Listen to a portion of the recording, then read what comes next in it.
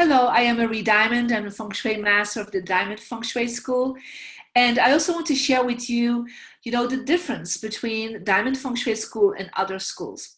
Now, when we look at the history of Feng Shui, we see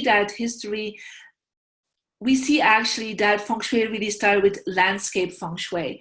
So first, the Feng Shui masters were looking at how a home was impacted by the environment outside of a home, the mountains, the rivers, the landscape, the valleys, how it affected the people that were living in that house. So that was the first basic energy of Feng Shui. That was the basic of Feng Shui. And of course, that is still something that we're working on in Diamond Feng Shui. Then we also see that they focus on what was inside the home and how the compass directions are influencing the home, the family, the success, the money, the wisdom aspect. And so we call that the compass school. And of course, I still focus on the compass school in Diamond Feng Shui, but I go a little bit deeper into it and actually connect the compass school with your birthday and your personal energy number and go into what it really does to you, not just by placing some things in your personal best directions, but how, you can actually from that learn about who you are, what is your soul purpose, what are the colors that work for you. You can actually know more about the practices, your success practices, what is best for your health in your life, what kind of things are best to be in relationships with your partner, with your family. So it's not just activating things around you, it's like almost a lifestyle that connects in with your personal energy number. So we're really focusing very closely on that aspect. And of course, we're going then to use the compass energy to make sure you face the right direction. You have activated everything around you to make that strong and activated in your life. I'm of course going to focus also on the flying star. And the flying star is a time Feng Shui connected with when you moved in. Also making sure that you are activating the right things for the cycle, the period that you moved into a house or you bought a house. But even there I go deeper.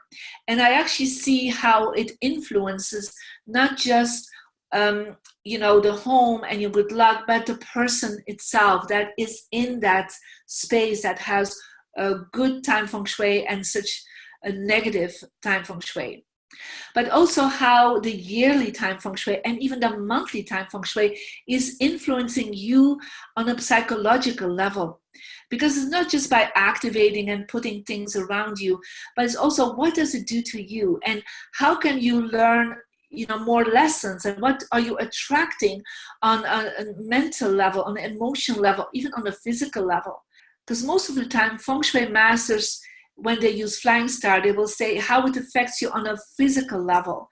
But I have seen it influences people also on their emotional and mental level, and that's what I'm also focusing on. So you can transform also on that level by using Feng Shui. And in there, we're actually bringing in, again, the quantum colors. And I work with keywords, I work with colors, because for me, Diamond Feng Shui is beyond any religion, is beyond any culture. And so by using aspects of change around you that has nothing to do with religion and culture, everyone can practice Feng Shui. Now, we also see there are other systems that are created by other Feng Shui masters, other schools. And whatever student and client they're attracting, we respect that aspect, but they're just differences, yeah? So for me, when I look at the differences, I would say it's perhaps what you need at that time in your life, and perhaps now it's time for you to meet, and perhaps now it's time for you to use Diamond Feng Shui. So one of the other schools that some people are using is called the Bagua school, where actually they are focusing that the front door is always facing the career energy. And that school has been tremendously successful and also has supported the growth of interest in feng shui. So I'm very grateful for that.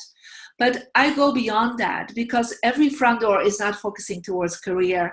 Depending on the time, depending on the compass energy, your front door is actually having different activations and different cures necessary. So the Bagua is like a basic information for some homes that will work really, really well. For other compass directions, it works less.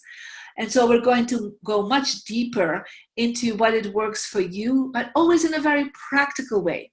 Yeah, it's all about the energy flow and how to change things in a very practical way, so that you do not have to knock down walls and windows, but just using what you have and activating everything by any symbol that works for your religion, for your culture, and working with the colors that we're using to activate your success, your health, relationship, and wisdom. So looking forward to share more about Diamond Feng Shui.